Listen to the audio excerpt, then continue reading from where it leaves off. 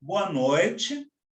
Hoje continuaremos a nossa conversa sobre a poesia de Cruz e Souza. O poeta publicou seu livro de estreia, Broquéis, em 1893.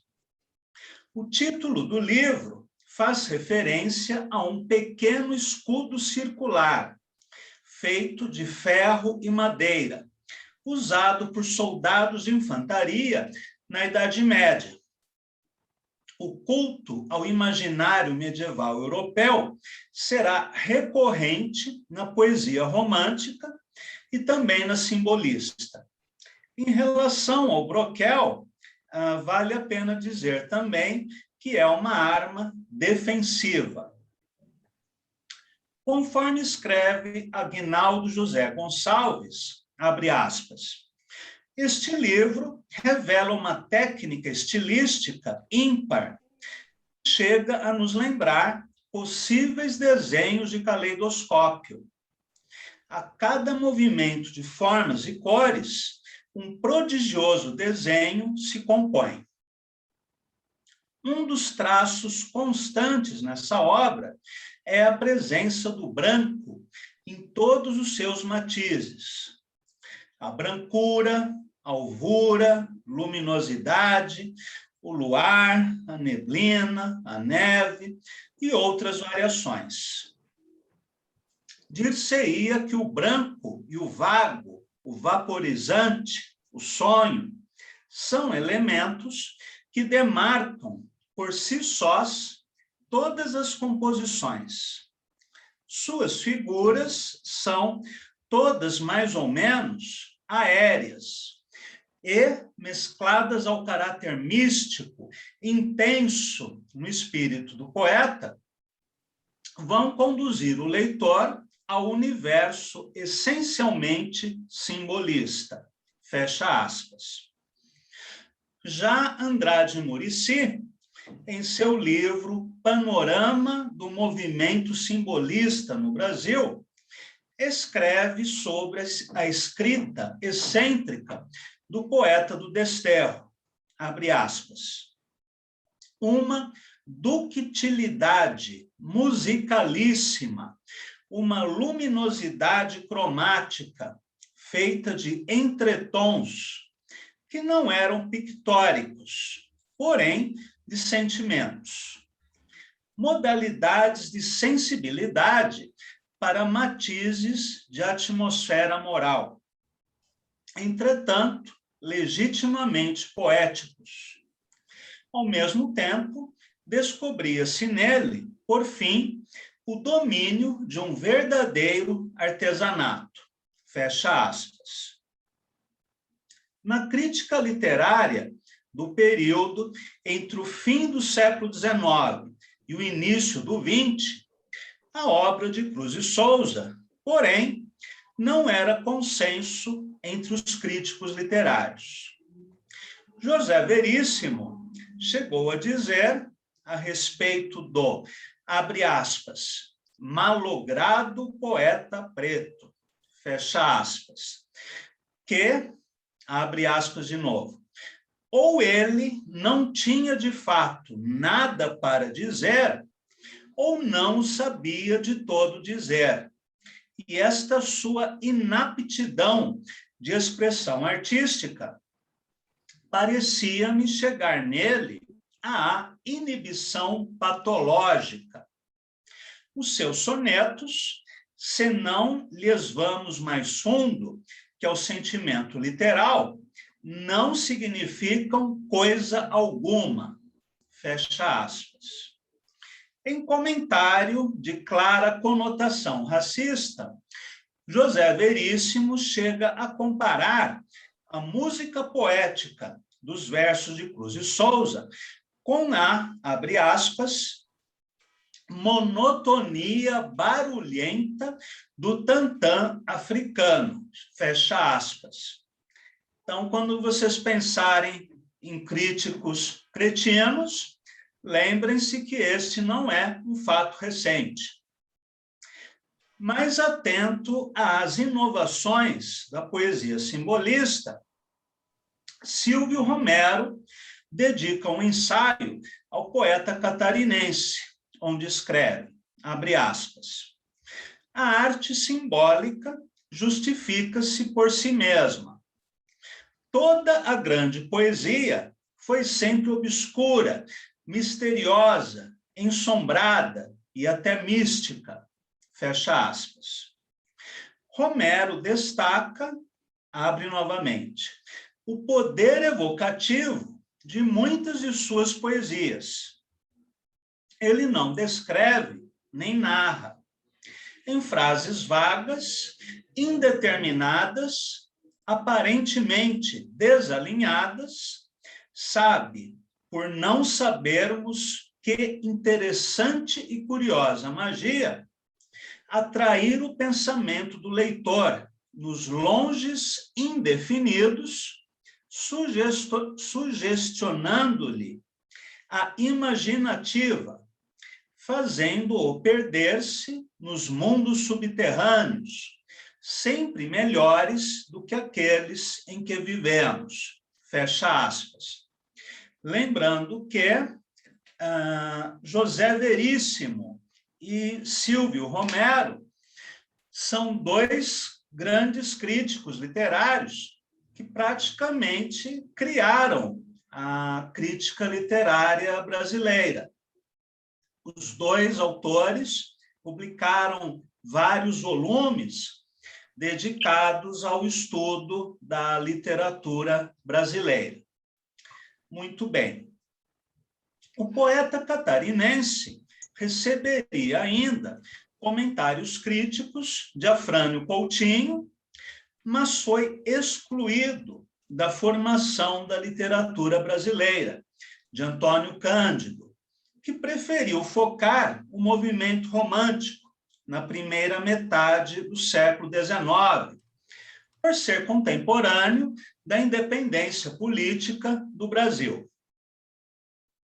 Apesar da imprecisão quase abstrata de seus versos, talvez o aspecto mais sublinhado de sua poesia, notamos nos versos de Cruz de Souza uma sólida construção formal, quase parnasiana, que se revela no gosto pelo soneto e num rigoroso trabalho métrico e rítmico. Podemos relacionar essa relação entre a forma objetiva e o sentido subjetivo com a conhecida frase de Edgar Allan Poe, para quem a poesia é a construção precisa do impreciso. Bem, vamos agora ler o poema de abertura do livro Broquéis, que é um verdadeiro manifesto do pensamento estético simbolista.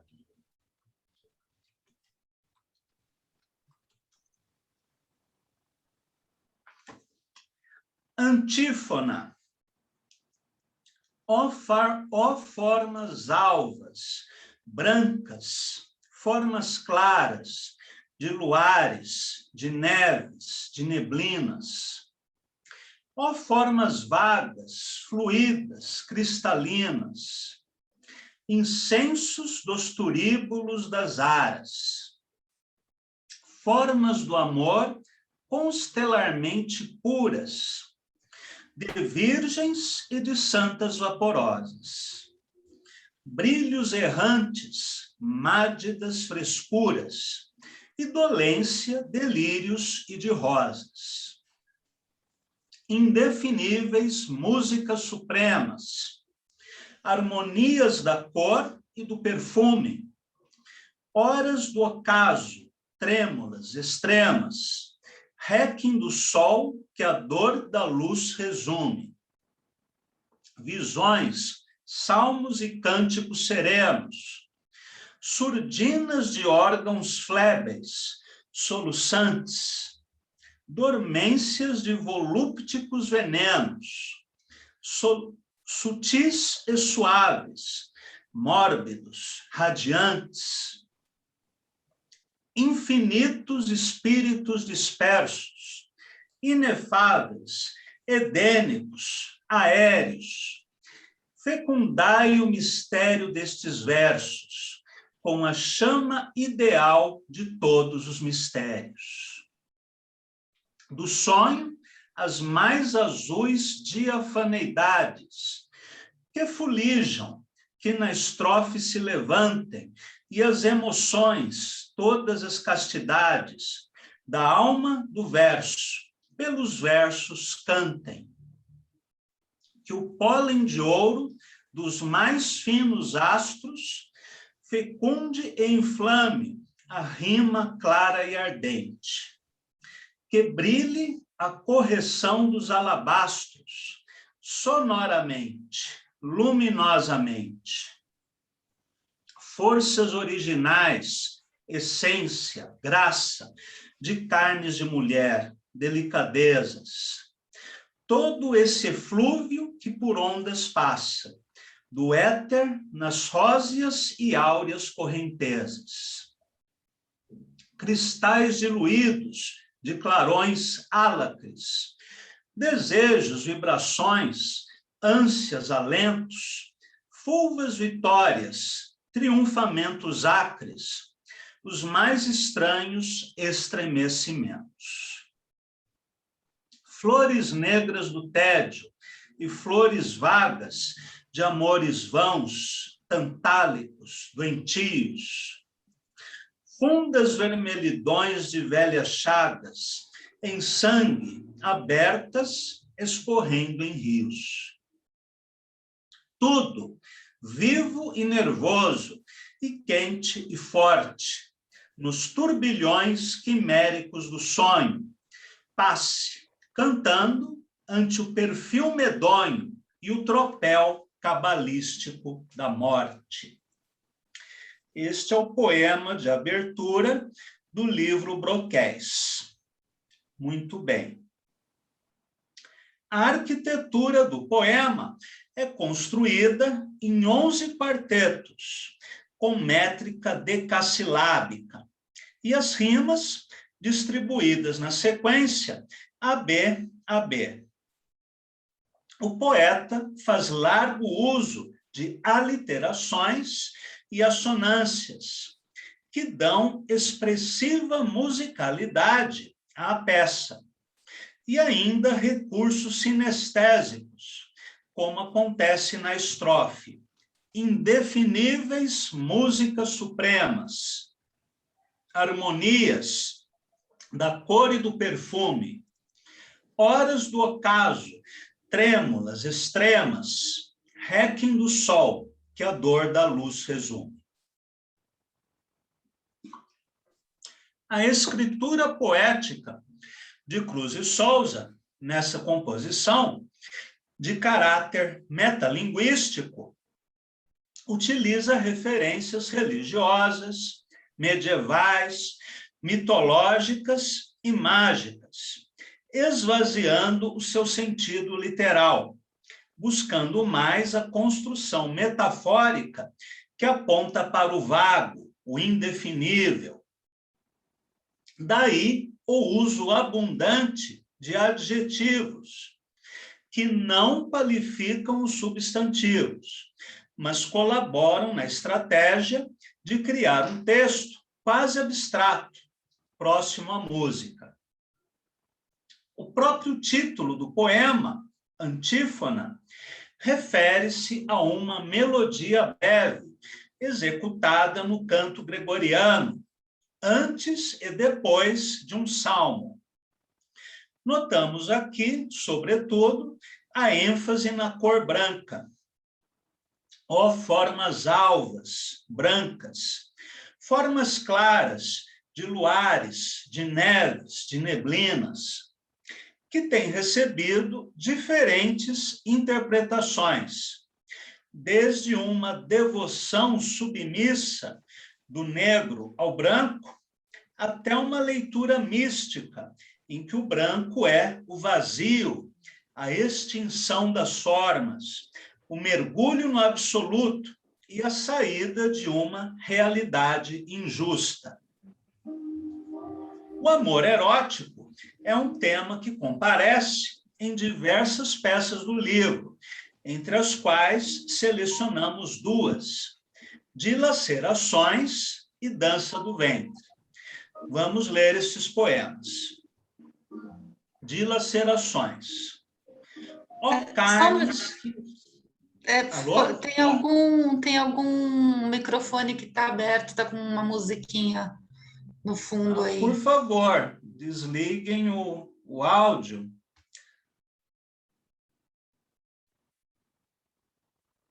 Agora silenciou? Podemos continuar? Sim, ok. Obrigada. Muito bem. Então, vamos ler Dilacerações. Ó carnes que eu amei sangrentamente, ó volúpias letais e dolorosas, essências de heliotropos e de rosas, de essência morna, tropical, dolente, carnes virgens e tépidas do Oriente, do sonho e das estrelas fabulosas, carnes acerbas e maravilhosas, tentadoras do sol intensamente. Passai, dilaceradas pelos elos, através dos profundos pesadelos que me apunhalam de mortais horrores.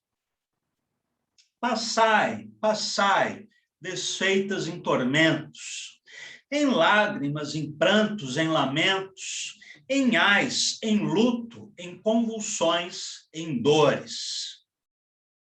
Dança do ventre. Torva, febril, torcicolosamente, um belo neologismo criado por Cruz e Souza, numa espiral de elétricos volteios, na cabeça, nos olhos e nos seios, fluíam-lhe os venenos da serpente. Ah, que agonia tenebrosa e ardente! Que convulsões, que lúbricos anseios, quanta volúpia e quantos bamboleios, que brusco e horrível sensualismo quente. O ventre, em pinchos, empinava todo, como réptil abjeto sobre o lodo, espoliando e retorcido em fúria. Era a dança macabra e multiforme de um verme estranho, colossal, enorme, do demônio sangrento da luxúria. Os dois poemas são construídos em quartetos decassilábicos. Para além da similaridade formal, reconhecemos a mesma visão do sentimento erótico como algo doloroso, que traz ao mesmo tempo o fascínio, o horror, o pesadelo e a sensação de culpa católica. Algumas imagens utilizadas pelo poeta nestas duas composições são emblemáticas.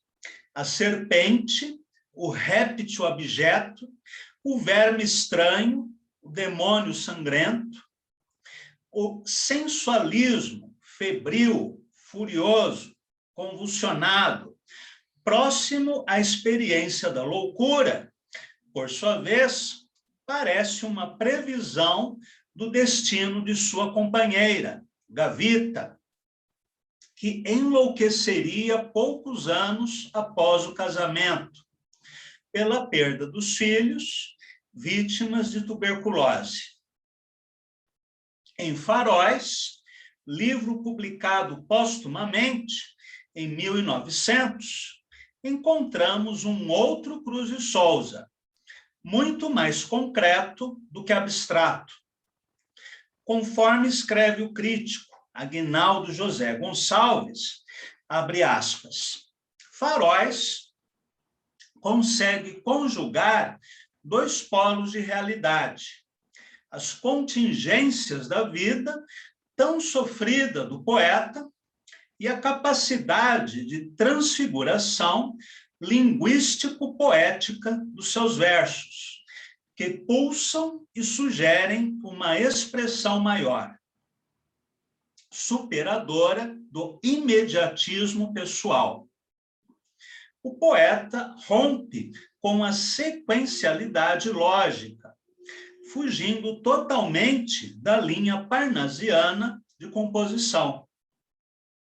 A musicalidade é o seu ponto alto, a sua dominante, ressaltando uma entonação solene, triste, entre a toada de um salmo e o canto de morte litúrgico. Não negligencia, porém, o aspecto cromático, que é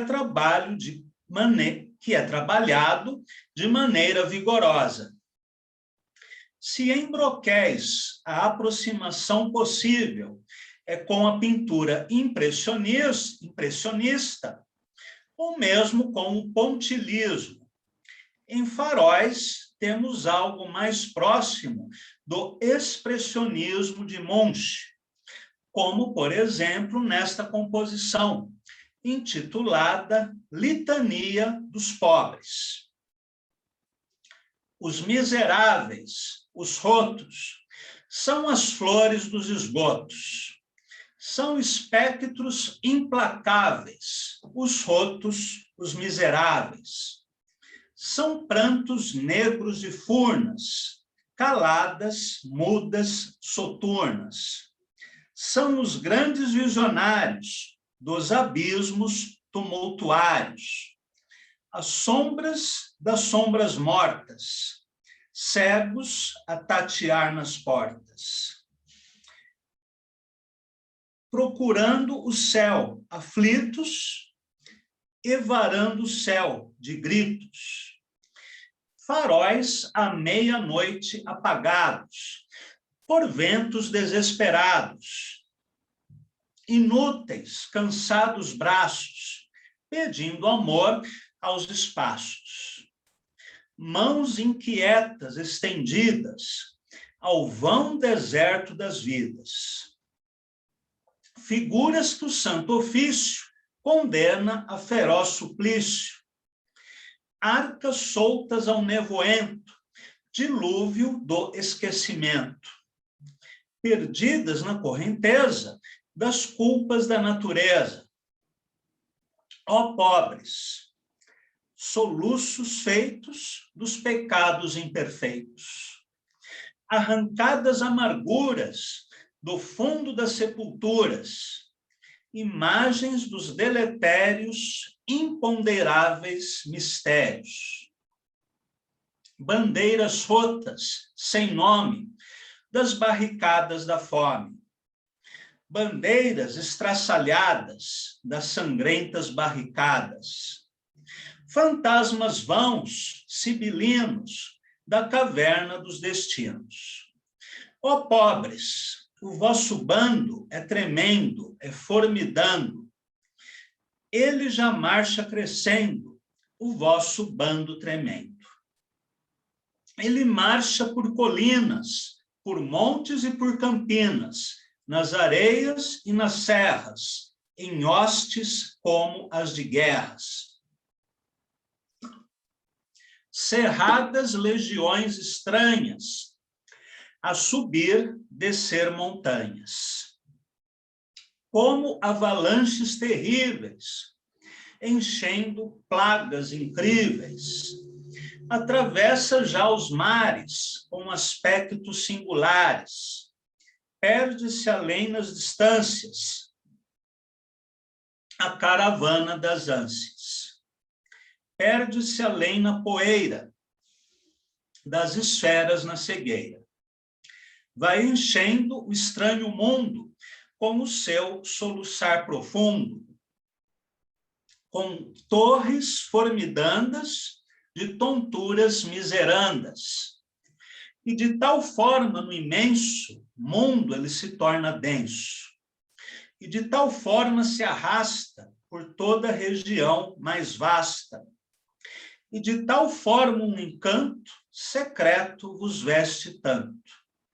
E de tal forma já cresce o bando que em vós parece. Ó pobres de ocultas chagas, lá das longínquas plagas. Parece que em vós há sonho, e o vosso bando é risonho, que através das rotas vestes trazei delícias celestes, que as vossas bocas de um vinho prelibam todo o carinho, que os vossos olhos sombrios trazem raros amavios, que as vossas almas trevosas vêm cheias de odor das rosas, de torpores, de indolências e graças e quintessências, que, já livre de martírios, vêm festonadas delírios, vêm nimbadas de magia, de morna melancolia, que essas flageladas almas reverdecem como palmas, balanceadas no letargo dos sopros que vêm do largo.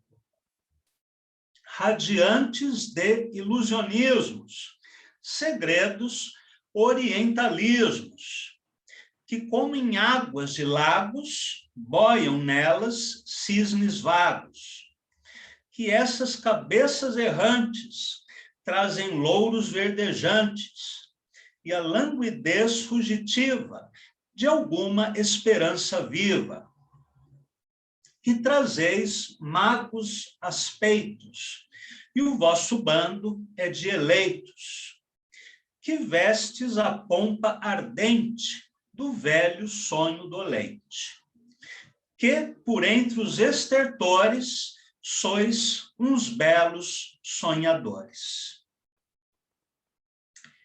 Este poema é construído na forma de 51 dísticos, totalizando 102 versos, escritos na métrica de 7 sílabas, né, a redondilha maior, com rimas emparelhadas.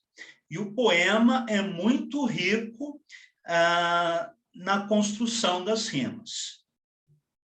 Se em antífona e em outras composições de broquéis tínhamos uma ênfase na cor branca, na claridade, agora temos o foco na cor negra, na sombra, no escuro.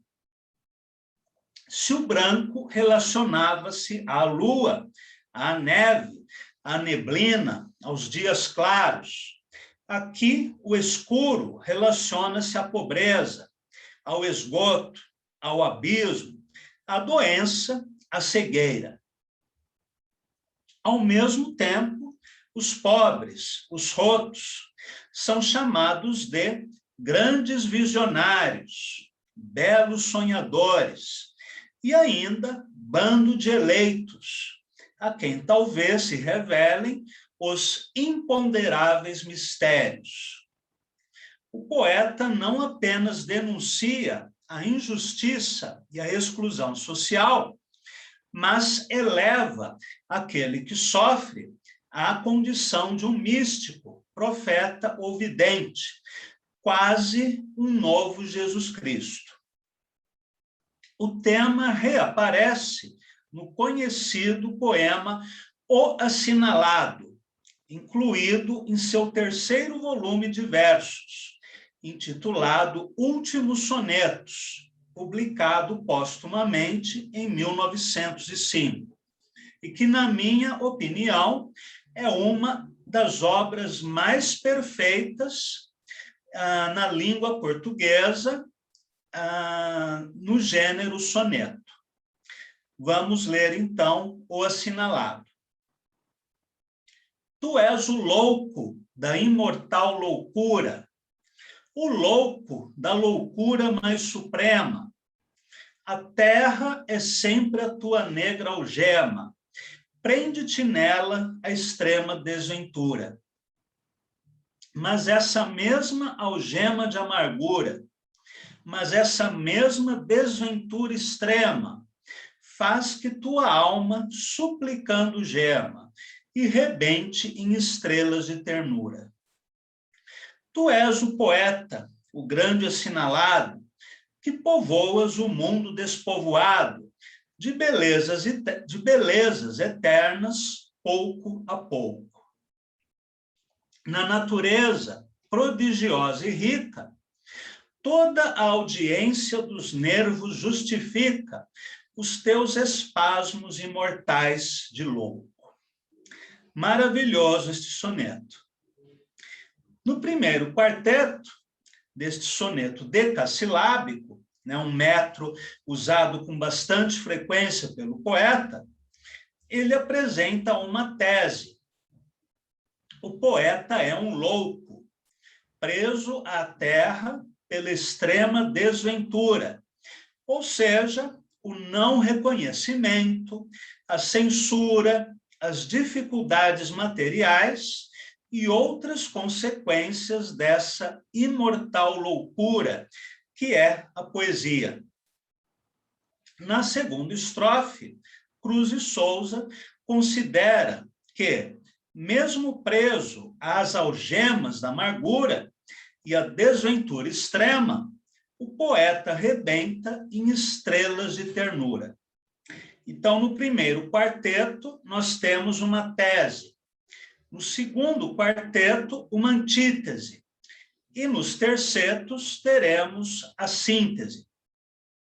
O poeta catarinense classifica o poeta como grande assinalado, um ser excepcional, antena da raça, que povoa de belezas eternas o mundo despovoado da sociedade urbana, que ele contrapõe à natureza prodigiosa e rica, retomando um tema da poesia bucólica e da poesia Árcade, que é essa contraposição cidade e campo. Nas últimas linhas, conclui que, apesar do sofrimento do poeta, toda a audácia dos nervos justifica os teus espasmos imortais de louco. Este é, portanto, um soneto metalinguístico sobre a condição do poeta e a necessidade da poesia, e, ao mesmo tempo, uma nova denúncia da situação de exclusão social, seja do negro, do poeta, do louco, de todos aqueles que estão à margem de uma suposta normalidade.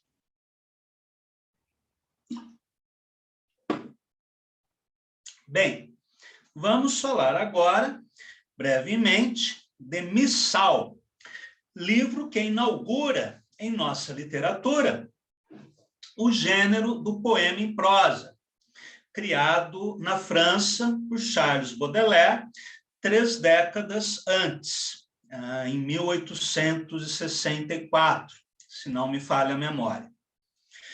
Conforme escreve Aguinaldo José Gonçalves, o poeta de Nossa Senhora do Desterro seria o autor de um estilo novo, uma linguagem inédita, mais fluida, mais cheia de matiz, plena de alusões mitológicas e de envolvimentos fantásticos.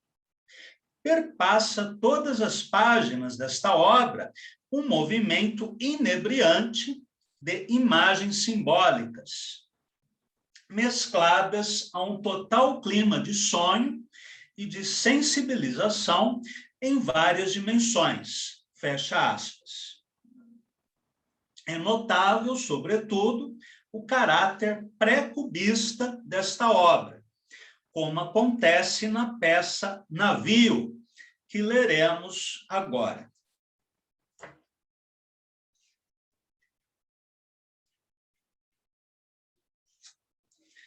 Navios. Praia clara, em faixa espelhada ao sol. De fina areia úmida e miúda, de cômoro. Aqui nós temos um anagrama. nesse jogo úmida e miúda. Brancuras de luz da manhã prateiam as águas quietas, e, à tarde, coloridos vivos de ocaso as matizam de tintas rútilas, flavas, como uma palheta de íris. Navios balanceados num ritmo leve, flutuam nas vítreas ondas virgens, com o inefável aspecto de longas viagens, dos climas consoladores e meios, sob a candente chama dos trópicos, ou sob a fulguração das neves do polo. Alguns deles, na alegre perspectiva marinha, risam matinalmente as velas e partem, mares afora, visões aquáticas de panos, mastros e vergas, sobre o líquido trilho esmaltado das espumas, em busca longe dos ignotos destinos. Esse poema é quase uma pintura, né? À tarde, no poente vermelho, flamante, de um rubro clarão de incêndio, os navios ganham suntuosas decorações sobre as vagas. O brilho sangrento do ocaso, reverberando na água, dá-lhes uma refulgência de fornalha acesa, de bronze inflamado, dentre cintilações de aço polido. Os navios, como que vivem, se espiritualizam nessa auréola, nesse esplendor feérico de sangue luminoso que o ocaso derrama. E mais decorativos são esses aspectos, mais novos e fantasiosos efeitos, recebem as afinadas mastreações dos navios, donde parece subir para o alto uma fluida e fina harmonia, quando, após esmaecer a luz, a Via Láctea resplende como um solto colar de diamantes, e a lua surge opaca, embaciada, num tom de marfim velho. Muito bem. Já no livro Evocações, também de poemas em prosa, publicado em 1898, o poeta é ainda mais radical, conforme podemos verificar na leitura desta peça, intitulada Espelho contra Espelho. Preciso até tomar um ar antes de ler esse texto. Sentirás no asinino a imitação do teu silêncio, a imitação da tua sombra, sombra e silêncio de espelho, sombra e silêncio refletidos do teu silêncio e da tua sombra, sombra e silêncio reproduzidos de espelho contra espelho. Vida do eu visual, do eu olfativo, do eu mental, do eu sensível, faz vida original, faz vida de temperamento, portanto, vida ingenitamente particular e nova. Dirás tu na perfectabilidade da tua visão. Sempre sol contra sol, sempre sombra contra sombra, sempre espelho contra espelho. Sempre este espelho, Homero contra este espelho, Virgílio. Sempre este espelho, Shakespeare contra este espelho, Balzac, ou contra este espelho, Dante, ou contra este espelho, Rigaud. Sempre este espelho, Flaubert, contra este espelho, Zola, ou contra este espelho, Goncourt.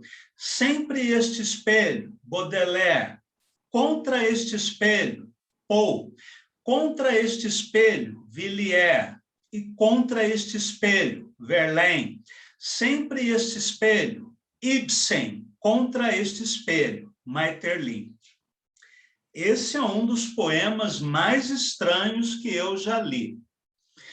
Notável neste fragmento o uso de recursos que seriam empregados cerca de meio século mais tarde por autores como Gertrude Stein.